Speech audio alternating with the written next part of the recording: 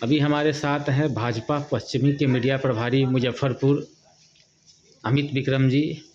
अमित विक्रम जी, आज 26 जनवरी है और 26 जनवरी को लेकर आप देशवासियों को क्या कहना चाहिएगा? अभी सबसे बड़ा मुद्दा मुसलमानों द्वारा, एक गायक हैं ए आर रहमान, उनके द्वारा किया गया कि मुसलमान होने के कारण मुझे यहाँ काम नहीं मिल रहा है। दूसरा मुद्दा स्वर्ण समाज का भी है, जो यूजीसी को लेकर के पूरे भारतवर्ष में विरोधाभास की स्थिति बनी हुई है और स्वर्ण समाज जो भाजपा का मुख्य वोटर है वो पूरी तरह से नाराज़ है। क्या कहना चाहिएगा? सबसे पहले समस्त देशवासियों को 77वां गणतंत्र दिवस की हार्दिक शुभकामनाएं। 1950 में हमारे देश का संविधान लागू हुआ और संविधान लागू हुए से 77 वर्ष हो चुके हैं और ये देश लोकतांत्रिक देश है जहाँ सभी जाति सभी धर्म के लोगों को समान अधिकार प्राप्त है। हमारे देश में धर्म के आधार पर कहीं कोई भेदभाव नहीं है।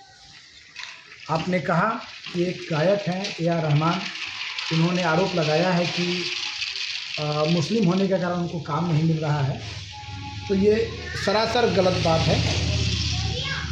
ए.आर. रहमान मुस्लिम हैं कि हिंदू हैं, क्योंकि पहले उनका परिवार हिंदू था, वो मुसलमान बन गए, तो ये तो साफ पता चल रहा है कि वो लालच में बन गए होंगे। ये तो साफ पता चल रहा है। हाँ, लालच में ही बने थे लोग और आज भी बन रहे हैं। तो ऐसे लालची व्यक्ति का कोई वजूद नहीं होता है, लेकिन फिर भी भारत देश में हैं, इसलिए उनको इतना सम्मान मिला है। उनको ऑस्कर पुरस्कार मिला है, उनको कई फिल्म फेयर पुरस्कार मिले हैं। बेहतरीन संगीत के लिए उनको कई राष्ट्रीय अंतर्राष्ट्रीय पुरस्कार मिल चुके हैं। तो ऐसे लोग जब भारत के बारे में कुछ बोलते हैं तो इनके लिए एक ही शब्द का प्रयोग करना उचित होता है, वो है दोगला। क्योंकि जो आदमी अपने धर्म को बदल दिया, जब अपने माता पिता को बदल दिया, अपने वजूद को बदल दिया, अपने पहचान को बदल दिया, वो भारत देश को अगर कुछ बोल रहा है तो निश्चित तौर पे वो दोगला प्रजाति है। ऐसे लोगों के बारे में सिर्फ इतना कहना है कि उनको इतनी परेशानी हो रही है, तो जब आपने एक बार कहा कि मुझे बहुत परेशानी थी तो मैंने धर्म बदल लिया तो मैं खुशहाल हो गया, तो अब आप फिर से दुखी हो गए हैं तो फिर से पुनः सनातन धर्म में वापसी कर लीजिए, हिंदू बन जाइए। आपका नाम तो दिलीप कुमार है ना, आपके दादा परदादा स्वर्ग में बैठे हुए और आपको गाली दे रहे होंगे कि कैसा अभागा बच्चा मेरा पैदा हो गया।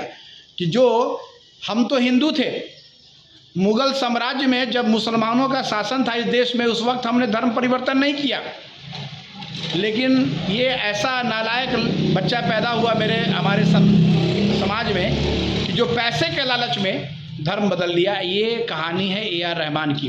जिस उसका पुराना नाम दिलीप कुमार है, उसके दादा परदादा सब जो है मुसलमान नहीं थे, सब हिंदू थे। इसने विरोध किया कि मुस्लिम होने के कारण हमें काम नहीं मिला, और स्वर्ण जो विरोध कर रहा है, तो क्या स्वर्ण पे क्या कहा जाएगा? स्वर्ण को भी तो बर्बाद। देखिए, ये आपने जो अभी बात की है, स्वर्ण जो विरोध कर रहा है, वो तो एक कानून की बात कर रहे हैं। देखिए, उस कानून को समझने की ज़रूरत है। अभी उस कानून को समझने की ज़रूरत है। कुछ भ्रम की स्थिति भ्रम की स्थिति नहीं है, उसको लागू किया गया हुआ है। ये विपक्षी दलों के द्वारा विपक्षी विपक्षी दलों द्वारा नहीं किया जा रहा है, भाजपा द्वारा। सरकार आपका है, सरकार भाजपा की है, अच्छा नहीं है, तो विपक्ष कहाँ से आ गया?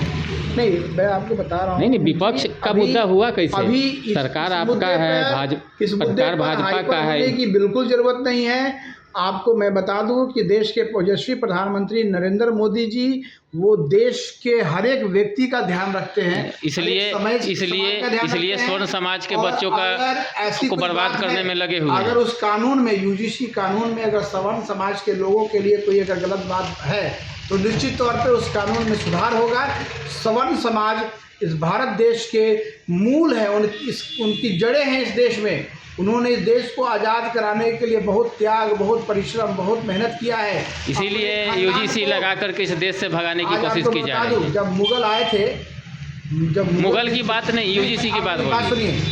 सुनिए, यूजीसी पर बोलिए। सवर्णों ने अपने छोटे छोटे बच्चों को तिलक लगाकर तलवार देकर लड़ने के लिए भेज दिया था, मुगल सेना से लड़ने के लिए। उसी का सवर्ण समाज का इतना योगदान है हमारे देश के लिए, इसलिए उनके योगदान को भुलाया नहीं जा सकता है। इसीलिए यूजीसी कभी कानून एससी के एसटी बारे में एक्ट के सिर्फ तहत मैं इतना बोलना चाहता हूँ कि यूजीसी कानून के बारे में भ्रम फैला जा रहा है। कहीं भी ऐसा नहीं है। हमारे देश के प्रधानमंत्री जी सबके हक की बात करते हैं और सवर्ण समाज उनका वोटर है, उनको प्यार करता है। अपने प्यार करने वाली जनता के साथ हमारे देश के प्रधानमंत्री जी किसी भी प्रकार का कोई अन्याय नहीं करेंगे, आप विश्वास रखिए।